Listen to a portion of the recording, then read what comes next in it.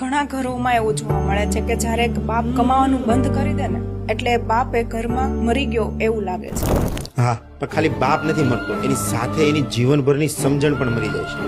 જ્યારે ઘરના બાપાની કમાણી ઘટી જાય ને કે પછી એ રિટાયર થઈ જાય ત્યારે ઘરના લોકો એને બોજો સમજી બેસે છે. જેમણે આખું જીવન પોતાના પરિવાર માટે નોકરી કરી, ધંધો કર્યો, ન ચાહતા પણ પોતાના સ્વપ્નાઓ ભૂલી ગયા. વ્યક્તિનું મૂલ્ય બસ એટલું જ રહી જાય છે કે આ હવે કમાતો નથી. ઘરના ખૂણે બેસેલો એ બાપ હવે કંઈ જ નહીં માગે કે નહીં કોઈ ફરિયાદ કરે, બસ શાંત થઈ જશે.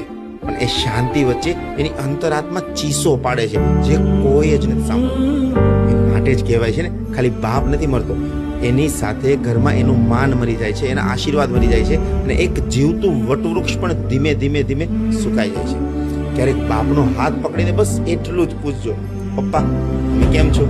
શબ્દો ઓછા છે પણ જીવનભરનો પ્રેમ એમને આટલા જ શબ્દોમાં દેખાઈ જશે. કેમ કે ક્યાંક એ બાપા પણ ધીમે ધીમે ધીમે ધીમે અંદરથી મરી રહ્યા છે.